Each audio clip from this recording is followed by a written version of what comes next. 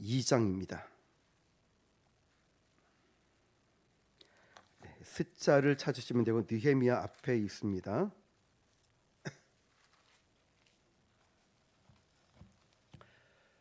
네. 앉아 계셔야 될 것 같아요. 넘겨주시고 화면을 바꿔주셔야 될 것 같아요. 영상으로. 자, 에스라 2장 1절 2절 말씀을 같이 합독하겠습니다. 시작. 옛적에 바벨론 왕 느부갓네살에게 사로잡혀 바벨론으로 갔던 자들의 자손들 중에서 노임을 받고 예루살렘과 유다도로 돌아와 각자의 성읍으로 돌아간 자 곧 스룹바벨과 예수아와 느헤미야와 스라야와 르엘라와야 모르드게와 빌산과 미스발과 비그웨와 르훔과 바하나 등과 함께 나온 이스라엘 백성의 명수가 이러하니. 아멘. 자, 제목도 같이 한번 읽어보겠습니다. 네. 네. 자, 시작. 자, 하나님이 진정으로 원하시는 것이라는 제목으로 에스라 강해 설교 두 번째 시간을 갖도록 하겠습니다. 네, 죄송합니다. 카메라로 바꿔주시면 돼요.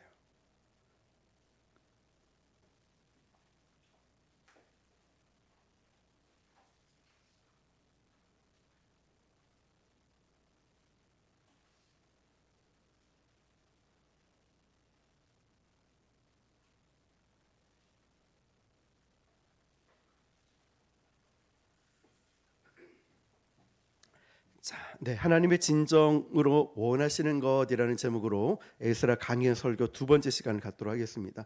여러분, 에스라 성경을 보니까 몇 장까지 있습니까? 10장까지 있어요. 10장밖에 되지 않는 길지 않은 책이고, 지난주에 말씀드렸듯이 에스라서는 느헤미야와 동일한 시대의 사건인 걸 기억하시면 되고, 또 한 가지 포인트는 에스라 같은 경우는 포로 귀한 시대에 쓰여진 책입니다. 이걸 기억하시면 되겠습니다. 에스라 2장을 읽어보면 두 가지 특징이 있습니다. 하나는 이름 모를 명단이 참 열거가 되어 있는데, 우리가 2장 1, 2절만 읽어도 뭔가 발음도 꼬이고 또 낯설고 이런 이름들이 있습니다. 자, 이 이름들이 왜 있는지를 기억을 하는 것이고, 그리고 두 번째는 어떤 특징이 있냐면 숫자들이 많이 등장합니다. 자, 이름 모를 사람들 명단이 쭉 있고, 그리고 숫자가 기록되어 있습니다. 에스라 2장은 말씀드렸듯이 포로 귀환해 오는 사람들에 대한 이야기입니다. 자, 우선 명단을 보니까 1절을 보니까요, 옛적에 바벨론 왕 느부갓네살에게 사로잡혀 바벨론으로 갔던 자들의 자손들 중에서 노임을 받고 예루살렘과 유다도로 돌아와 각기 각자의 성읍으로 돌아간 자. 아멘.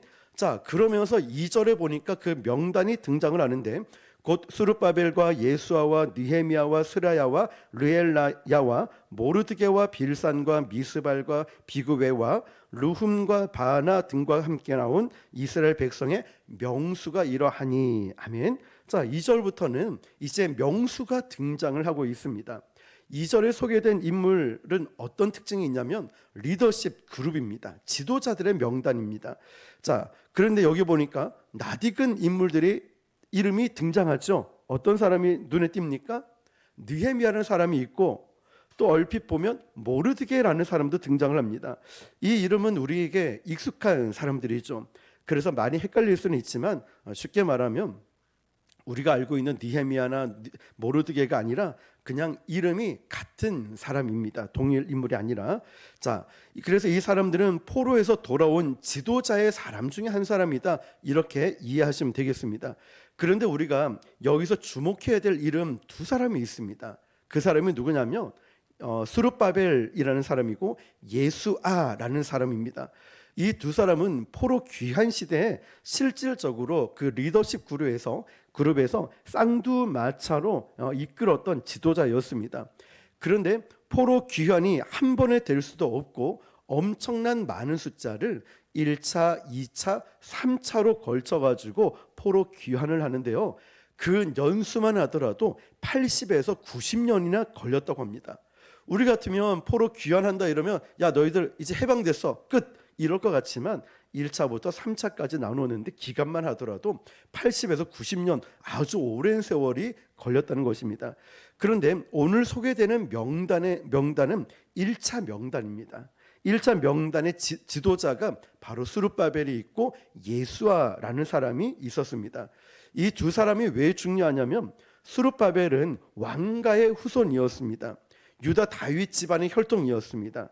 그런데 앞으로 그가 왕의 역할을 못했지만 이스라엘 백성들이 포로에서 귀환해 올 때 1차 귀환할 때 이 사람이 지도자의 역할을 감당하게 되고요. 또 스룹바벨입니다. 또 두 번째 아까 예수아라는 사람은 아론의 22대 손입니다. 그러니까 누가 지도자가 됐냐면 왕가의 후손이었던 제사장 후손이었던 사람이 이스라엘이 포로에서 귀환해 올 때 지도자가 된 겁니다. 자, 그러면 여기서 우리가 주목해 봐야 될 부분들이 있습니다. 다윗의 언약은 아무리 이스라엘 백성들의 패역하고 하나님 말씀에 불순종하고 70년 동안 바벨론의 포로, 물론 지금은 페르시아의 포로로 되어 있지만 그런 포로로 노예 생활하며 고난을 겪었다 할지라도 하나님의 구속사, 하나님의 구원의 역사가 멈춰졌을까요? 아니면 계속 이어져 가고 있을까요? 그렇죠. 멈춰지지 않고 계속 진행되고 있다는 것입니다. 우리가 여기서 알아야 될 건 내가 부족하고 연약해도 하나님은 나를 향한 계획을 멈추지 않고 여전히 진행하고 계신다는 것입니다. 하나님의 언약은 신실하고 성실하셔서 그 혹독한 배반의 역사 가운데도 하나님의 구원의 역사는 늘 일관되게 진행되고 있었습니다.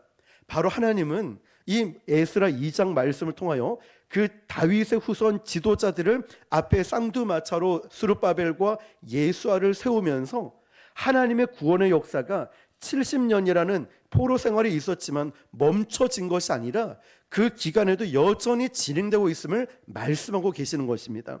자, 여러분, 사무엘하 7장 12절 13절 보니까 먼저 7장 12절에는 이렇게 기록됩니다.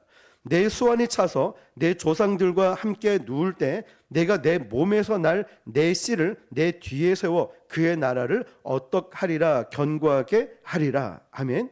나라를 견고하게 한다는 약속을 다윗에게 하고 있다는 것이죠.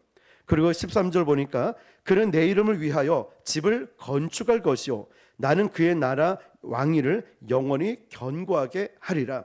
아멘. 집은 성전을 의미하고 있습니다. 그러니까 성전을 건축할 것이고 나는 그의 나라 왕위를 영원히 견고하게 하리라 말씀하고 있어요. 누구에게 말씀하시죠? 이 약속을 다윗에게 말씀하고 있습니다. 그런데 북이스라엘과 남유다가 쉽게 말하면 우리가 북한과 남한으로 나뉘어지듯이 북이스라엘과 남유다 사이에 분열이 계속되고 있었던 거예요. 이때를 분열 왕국 시대라고 부르죠. 자, 백성들의 우상 숭배하고 하나님에 대한 불순종하고 그리고 예배가 무너져 버린 이 가운데 껍데기만 가지고 있고 그런 상황에서 역사가 시작되고 있습니다. 그래서 여러분, 우리가 이 말씀을 곰곰이 살펴보면서 주목해야 될 게 뭐냐면 이들이 지금 포로에서 해방되어서 고향으로 돌아오는 것도 정말 중요한 부분이겠지만 더 중요한 게 뭘까요? 이들이 왜 포로로 끌려갔을까? 이 질문을 내봐야 돼요. 왜 포로로 붙들려 갔을까? 그들은 하나님께 예배를 안 드려서가 아닙니다. 예배를 목숨처럼 붙들고 있는데 문제가 뭐였을까요? 형태만 붙들고 있는 거예요. 형식적인 예배를 붙들고 있는 겁니다. 자, 우리 자신을 뒤돌아봐야 되겠죠? 내가 정말 영과 진리로 하나님을 예배하고 있는지 아니면 예배의 형식을 붙들고 예배의 형태만을 유지하고 있는 건 아닐까? 내 자신을 한번 돌아보고요. 자, 예수님이 말씀하셨던 예수님은 지금도 예배하는 자를 찾으십니다라고 찾으신다고 말씀하시면서 어떤 예배자를 말씀한지 기억하시죠? 예배하는 자는 어떻게 예배하라고요? 영과 진리로 예배할지니라.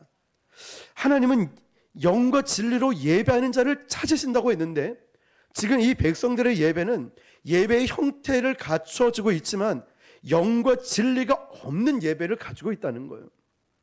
자, 예배를 드린다는 것은 제물과 형식을 갖추고는 있지만 그들의 삶은 예배와 전혀 상관없는 엉망진창의 삶을 살았습니다.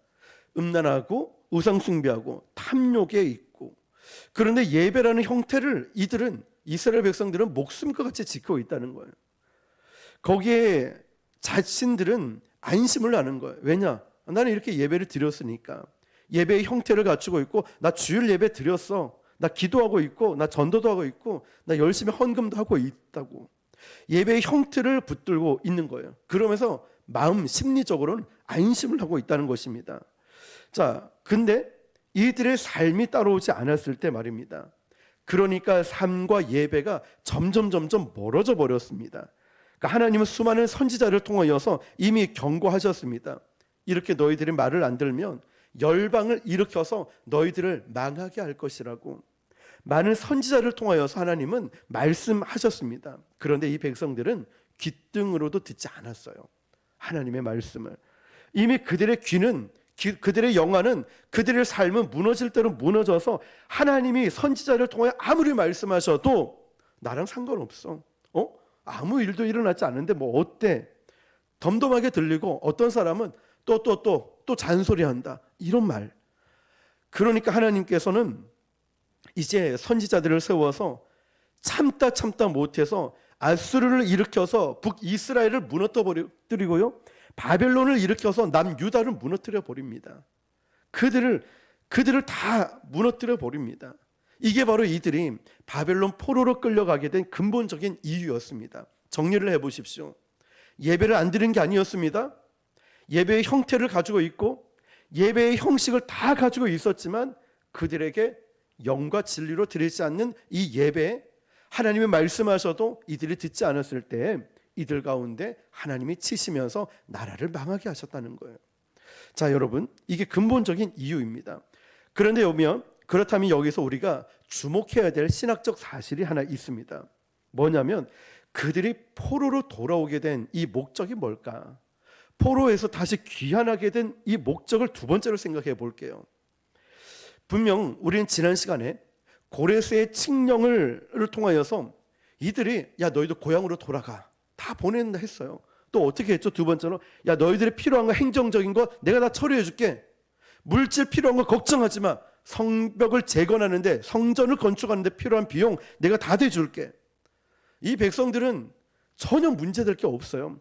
그런데 심리적으로 이런 문명이 발달한 나라에서 살다 보니까 가기 싫은 거예요. 고향 땅에 노예로 있었지만 문화적인 걸 누리고 있었으니까. 그렇지만 하나님은 이 종과 노예들을 감동시켜서 다 가게 만드셨죠. 왜 그랬을까요? 왜 그렇게 하셨을까요? 성전을 건축하라고 말씀하셨는데, 자, 첫 번째 제가 앞서 말씀드린 것과 두 번째가 연결되죠. 성전을 건축하라고 했어요. 제일 먼저. 그럼 성전은 뭐 하는 곳입니까? 하나님께 예배 드리는 곳이죠. 그러나 단순히 예배 드리는 공간을 말씀드리는 것이 아니라 그들이 포로로 끌려간 이 목적을 말씀하시면서 그들은 영과 진리로 예배 드리는 공간, 그 공간에서 진정으로 예배 드리는 삶이 회복되어야 된다는 것입니다. 그래야 그들이 70년이라는 혹독한 노예 생활을 보내면서 그 이유를 발견하게 되는 거예요.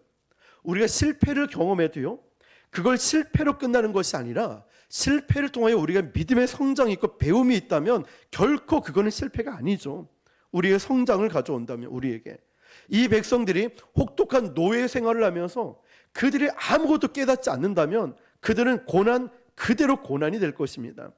그러나 이 고난으로 끝내는 것이 아니라 하나님의 가르치심과 하나님의 마음을 깨닫는다면 그들은 다시 새날을 기대하게 될 것입니다. 단순히 이들이 포로에서 돌아와서 야 우리 성전을 건축하자, 옛날처럼 전도 축제도 하고 옛날처럼 프로그램도 만들고 상담도 하고 무엇도 하고 만들자, 그랬다면 이들은 포로 생활 70년은 의미가 없을 뿐만 아니라 고향으로 돌아왔을 때도 이들에게 달라진 건 하나도 없었다는 거예요. 다시 예배가 드려지겠죠. 다시 전도를 하고 선교를 하겠죠. 중단되었던 프로그램도 다시 시작하겠죠. 그러나 중요한 것은 이들의 성경적인 본질로 돌아오지 못한다면 진정한 회복을 기대할 수 없다는 거예요. 생각해 보십시오. 우리가 건축을 했다 칩시다. 그런데 우리가 진정한 예배가 드려지지 않는다면 이게 무슨 의미가 있을까? 아무리 아름답게 교회를 건축해도 말이에요. 우리가 크지 않은 교회, 크지 않은 숫자에서 많지 않은 숫자를 통하여서도 이렇게 예배를 드리지만 정말 가슴 뭉클하고 뜨겁고 감격적인 예배를 드린다면 이것을 하나님께서 기뻐하지 않으시겠습니까? 이것이 이스라엘 백성들이 포로로 돌아와서 회복해야 될 진정한 목적지였습니다. 형식적인 예배 아니고 형태만 유지하고 있는 예배 아니라는 거예요. 그런 예배를 형태를 복원한다고 진정한 예배가 되는 게 아니에요.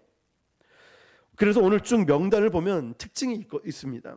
3절부터 보면 이스라엘 백성들의 부족과 이름들이 쭉 나와요. 35절까지. 자, 명단을 나중에 쭉 읽어보시면 되고, 그 다음엔 그 집안과 그 명수가 등장을 합니다. 36절을 보시면 그 다음에는 종교 지도자들, 예배를 집전하고 섬기는 명단들이 36절에 등장합니다. 그리고 43절을 보니까 느디딤 사람들은 사하 자손과 하수바 자손과 단마옷 자손과, 느디딤 사람들은 성전에서 봉사하는 사람을 말합니다. 기억하십시오. 느디딤 사람은 부족의 이름 아니에요. 어떤 지방이나 지역 이름도 아니에요. 한 사람, 특별한 사람이 아니라 성전에서 봉사하는 사람들을 느디딤 사람들이라고 불렀어요. 우리식으로 얘기하면 예배 섬김이, 예배 안내하시는 분들, 우리가 섬기는 분들을, 봉사하는 분들 지칭하고 안내위원, 섬김이 이렇게 얘기하듯이 느디딤 사람들은 예배 안에서 봉사하는 사람들을 말합니다. 자, 그리고 64절을 보니까 온 회 중에 합계가 42,360명이요. 아멘. 자, 어떤 초점을 우리가 이제 발견하게 되냐면, 분명히 이 백성들은 고레스 칙령에 의해서 지금 뭐하러 고향 땅에 돌아갑니까? 성전 재건이에요. 그렇죠? 자, 고향 땅에 들어가는데, 근데 이 명단을 여러분 쭉 보시면은 성전을 재건하려면 필수적으로 누가 필요할까요? 기술자들이 필요하죠. 아니, 건축을 하려면 설계를 하고 또 벽돌을 쌓을 수 있고 할 수 있는 기술자가 필요하죠. 말씀드렸지만 저는 그런 기술이 진짜 없거든요. 심지어 못도 잘 못 치고 톱질 더 못하고요. 삽질은 진짜 삽질을 합니다. 못해요, 아무것도. 그런데 이런 기술자 한 분이 딱 오면 야, 너무 신기한 거예요. 저번에 김기란 집사님이 저기 구멍에 제가 아무리 저도 헐렁헐렁하고 이게 벗겨지고 떨어지고 안 되는데, 그분이 나무젓가락을 딱 비늘 벗기더니 나무젓가락을 쑥쑥쑥 넣었더니 거기에 못줄을 탁탁 하더니 꽉 맞춰 들어가는 거예요. 야, 역시 기술자는 다르구나. 근데 여러분 보십시오. 성전을 재건하는데 기술자 이름이 없다는 거예요. 명단들을 쭉 보면은 뜻밖에도 성전을 재건할 때 필요한 그 사람들의 건축자들의 이름이 하나도 없고, 그 성전 재건하는 이 명단에 어떤 사람들이 있냐면 제사장들의 이름이 있고 레위인들의 이름이 있고 예배를 섬기는 자들의 명단들이 소개되어 있습니다. 이제 좀 눈치가, 좀 감이 좀 오십니까? 하나님께서 이 백성들을 고향 땅에 보내실 때 이 백성들을 통하여 진정으로 원하셨던 것이 무엇인지 아시겠습니까? 건물을 짓는 것이 아니었어요. 예배의 형태를 만들라 아니었어요. 진짜 무엇을 회복하기를 바라셨을까요? 영과 진리로 드리는 예배였다는 거예요.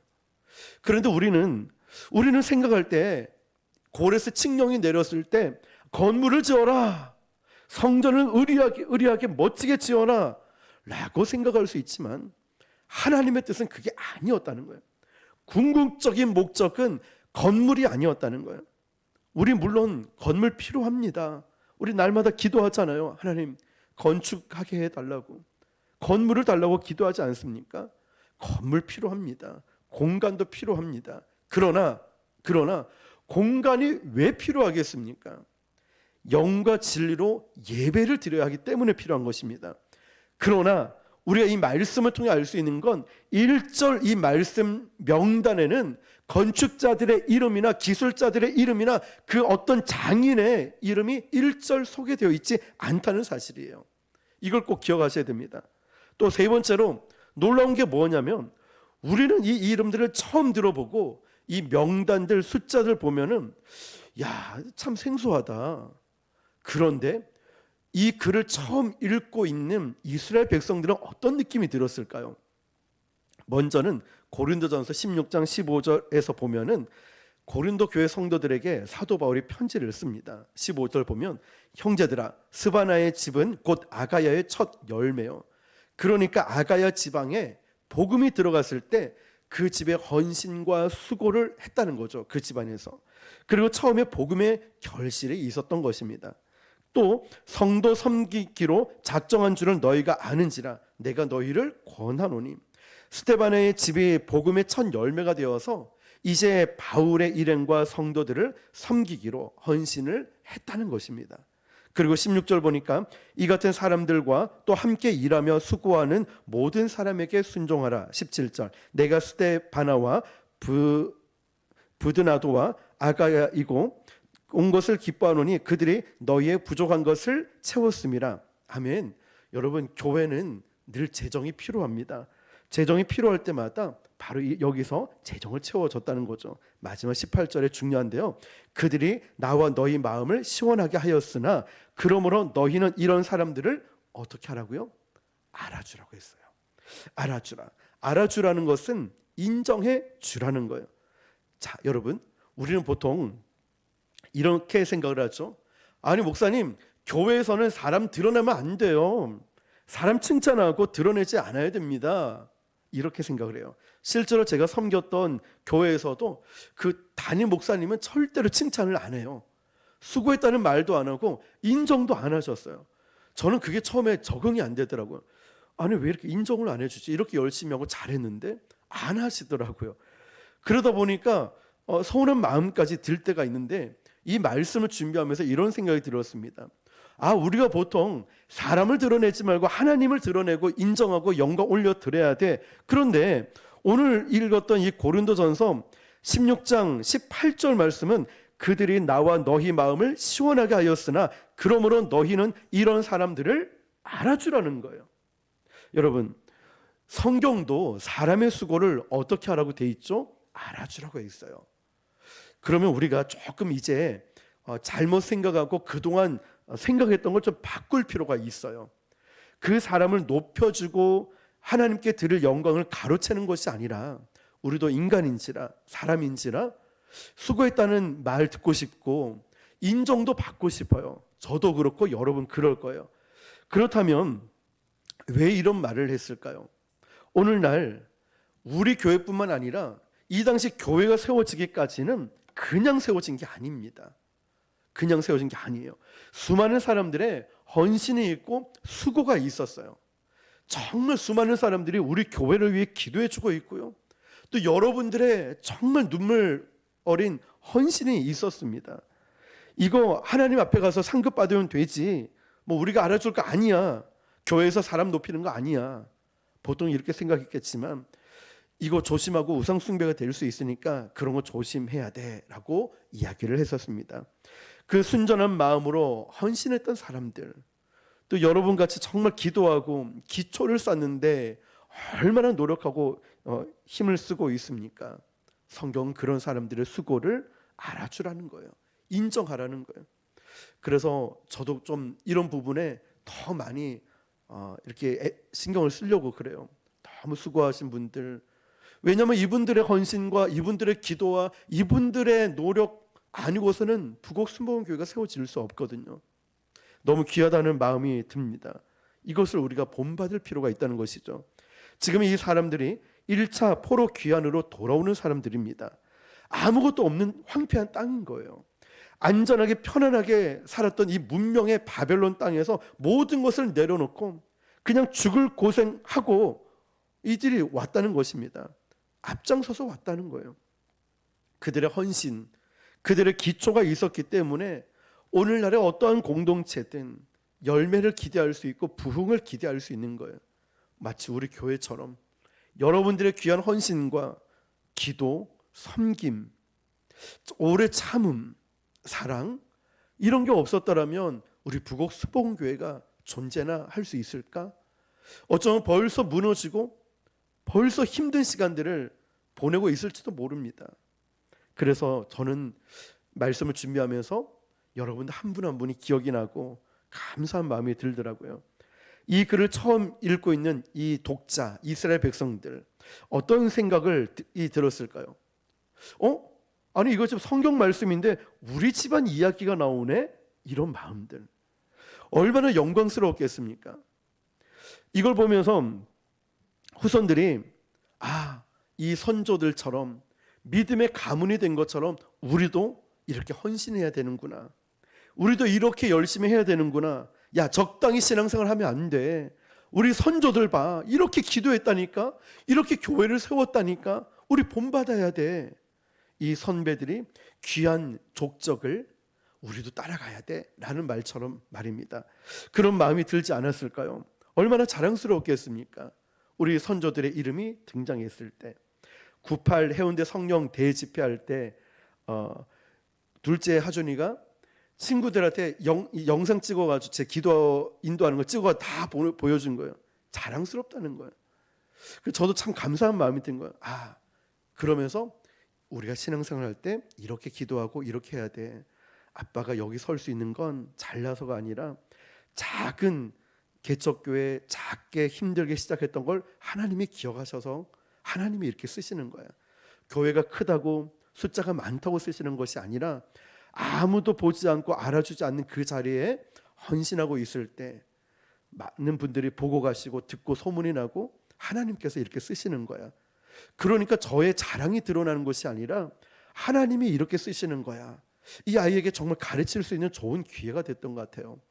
여러분처럼 말이에요. 우리 권사님, 우리 집사님, 우리 청년들의 신앙이 이 나중에 우리 아이들에게도 그리고 우리 다음 세대 우리 자녀들에게도 이렇게 자랑스럽지 않을까요? 여러분들의 기도가 헌신이 있었기 때문에 교회가 세워졌을 때 말입니다. 자, 그런 마음으로 2장을 읽어야 되는데요. 자, 그런데 쭉 보다 보면 이상한 집단 하나가 등장하는데 59절입니다. 우리가 잘 들어보지 않은 명단이기 때문에 어려워요. 자, 한번 같이 읽어볼까요? 시작. 델 멜라와 델 하르사와 그룹과 앗단과 임멜에서 올라온 자가 있으나 그들의 조상의 가문과 선조가 이스라엘에 속하였는지 밝힐 수 없었더라. 아멘. 밝힐 수 없었대요. 왜 못 밝혔냐면 족보를 잃어버린 거예요. 쉽게 얘기하면 주민등록증을 그냥 말소가 돼버려서 찾을 수가 없게 된 거예요. 그러니까 이 사람이 어디서 왔는지 무엇을 하는지 알 수가 없어요.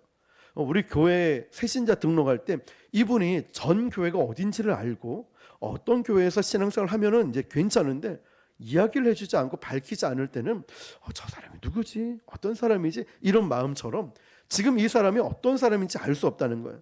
62절을 보니까요. 이 사람들은 계보 중에서 자기 이름을 찾아도 얻지 못하므로 그들을 부정하게 여겨 제사장의 직분을 행하지 못하게 하고 아멘. 백성들도 그런 백성들이 있었는데 놀랍게도 제사장이라고 하니까 자기 족보를 잘 관리를 못해서 잃어버린 사람들이 있었다는 거예요. 그러니까 이 진짜 제사장인지 아닌지도 알 수 없고 믿고 신뢰가 안 되는 거예요. 그래서 어떤 조치를 내렸냐면 63절입니다. 시작. 방백이 그들에게 명령하여 우림과 둠밈을 가진 제사장이 일어나기 전에는 지성물을 먹지 말라 하였느니라. 아멘. 어떤 조치를 내렸냐면 원래 여기 제사장이 아니라 대제사장입니다. 우림과 둠밈을 가진 제사장이 일어나기 전에는 지성물을 먹지 말라고 합니다. 왜냐하면 위법이 되니까 먹지 말라는 거예요. 그리고 이 사람들이 진짜 아론의 혈통인지 아닌지를 알 수가 없으니까 대제사장이 일어나서 이것을 다 조사해보고 판결을 내리기까지 너희들은 지성물을 먹지 말라는 것입니다. 자, 그런데 이제 확실한 불확실한 사람들, 애매하고 모호한 사람들이라는 거죠. 이 사람들이. 그런데 여기는 하나님의 성경 전체를 관통하는 놀라운 일들이 숨겨져 있습니다. 뭐냐면 히브리서 9장 11절 12절 말씀을 보면요. 같이 읽어볼게요. 시작. 그리스도께서는 장래 좋은 일의 대제사장으로 오사 손으로 짓지 아니한 것 곧 이 창조에 속하지 아니한 더 크고 온전한 장막으로 말미암아 염소와 송아지의 피로 하지 아니하고 오직 자기의 피로 영원한 속죄를 이루사 단번에 성소에 들어가셨느니라. 아멘. 자, 결국 인간이 매년 드리는 제사도 다음에 또 드려야 하는 거죠. 그 짐승을 잡아서 속죄를 이루어야 되는 것입니다. 그런데 이런 애매하고 모호한 불확실한 인간의 제도를 뚫고 완전하고 온전한 분이 오실 것을 기대한다는 것입니다. 자, 그러면서 영원한 대제사장이신 예수 그리스도가 오실 것을 기다리는 것입니다. 자, 그러니까 성전은 누구를 모형한 것입니까? 예수 그리스도를 모형한 것입니다. 우리의 모든 경배의 대상은 누구십니까? 예수 그리스도죠. 그래서 우리 인간은 아무리 인간의 노력과 형태와 형식을 가지고 제사를 드리고 예배를 드린다 할지라도 불완전한 거예요. 연약한 존재라는 거예요. 이제 우리는 이 공사 중에 아직은 공사 중에 있어요. 준공식은 언제 끝날까요? 우리 인생의 준공식은 예수님 오실 날 끝난다는 거예요. 자, 연약한 존재임을 깨닫고 이제 우리는 서로 긍휼히 여기는 마음을 품어야 됩니다. 이제 말씀을 마무리 지으면 우리가 이제 말씀을 보면 세 가지 결론에 도달할 수 있습니다. 첫 번째는 앞서 수고하는 사람들을 귀하게 여기라는 거예요. 우리가 그동안은 인정하지 마, 사람들 높이는 거 아니야, 교만해져, 하나님만 높여야지 그랬지만 우리가 말씀을 보면 우리가 깨닫는 것은 인정해주고 알아줄 필요가 있구나. 교만하면 어때요? 이런 말 들죠. 그러면 그분은 하나님께서 겸손하게 만들어주고 다듬어 주실 거예요. 그렇지만 우리 성도들은 그렇게 교만하지 않을 것 같아요. 우리는 이제 좀 인정도 해주고, 아이고 집사님이 이거 청소 다 했어, 우리 청년이 피곤한데도 이렇게 예배 나왔구나, 아이고 저런 것도 했어, 알아주고 인정해 줄 때 우리 마음은 더 열심히 잘하고 싶은 마음이 든다는 거예요. 자, 이 말은요, 항상 하나님 일에는 선봉에 서야 한다는 겁니다. 선봉이 뭔지 아시죠? 맨 앞자리, 무엇을 하든지 무조건 앞자리, 앞에서 순종을 하는 거예요. 제가 여러분에게 가끔 강조를 하죠. 아무리 교회에서 캠페인을 하고 포스터를 붙여놔도 내가 다른 사람이 아니에요. 내가 따라오지 않고 순종하지 않으면 이건 의미가 없어요. 그래서 선봉, 뭘 기도문을 제출하세요, 아니면 이거 좀 합시다 하면 무조건 일찍 와서 제일 먼저 아는 사람이 되어야 한다는 거죠. 항상 하나님 하시는 일에는 앞자리, 제일 먼저, 이 시간들이 얼마나 귀한지 모릅니다. 이게 특권이거든요. 두 번째는 언약 공동체의 진정한 회복은 무엇일까요? 예배라는 것입니다. 자, 그동안 우리가 예배의 형식과 예배의 틀은 얼마나 이제 붙들고 있는지 몰라요. 그렇지만 진정한 예배는 건물도 아니고 숫자도 아니고 형태도 아니고 형식도 아니라 영과 진리로 예배하는 것이었어요. 그래서 하나님은 성전을 건축하라 라고 말씀하셨을 때 그 명단에 기술자들 명단이 없다라고 했죠. 예배를 섬기는 명단들이 쫙 있으면서 잘 봐, 예배는 영과 진리로 드려야 돼 라고 하며, 너희들의 진정한 회복은 성전을 건축하는 데 있는 것이 아니라 예배의 회복이라고 말씀하십니다. 그 안에 망가졌던 우리의 삶이 예배를 통하여 회복되기 때문입니다. 마지막 세 번째는 이겁니다. 포로 귀환은 언약의 성취가 아니라 온전한 대제사장이신 예수님이 오셔야 된다는 것입니다. 그러니까 우리가 드리는 이 모든 예배도 결국 하나님의 임재를 우리가 경험할 수 있어야 됩니다. 우리는 이 과정, 기다리는 과정 가운데 이 목사 저도 연약하고 여러분도 연약한 존재입니다. 그래서 서로를 어떤 마음을 품어야 될까요? 긍휼히 여기는 마음을 품어야 됩니다. 그래서 우리는 모두가 연약한 자예요. 모두가, 저를 비롯해서. 그래서 예수님만이 해답이시고 주님이 오실 때 우리가 온전해질 수 있음을 깨닫고 긍휼히 여김으로 우리 성도들을 품을 수 있는 저와 여러분 되시길 바랍니다. 여러분, 본질의 회복입니다. 본질의 회복, 진짜를 회복할 수 있어야 됩니다. 건물, 형식, 형태 이거 붙들지 마시고 우리 성도들을 칭찬 많이 해주시고, 온전함은 예수 그리스도밖에 없고 예수님이 오실 때에 참된 온전함을 누릴 수 있으면 우리 성도들을 늘 긍휼히 품을 수 있는 저와 여러분 되시기를 주님의 이름으로 축원합니다. 기도하겠습니다. 오늘